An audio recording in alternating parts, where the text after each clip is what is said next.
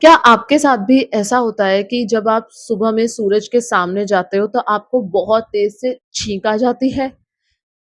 इस इफेक्ट को कहते हैं फोटिक स्नीज रिफ्लेक्स। ये वर्ड सुन के थोड़ा सा दिमाग घूम गया आपका? It's not serious. हर 4 में से 1 इंसान को ये होता है।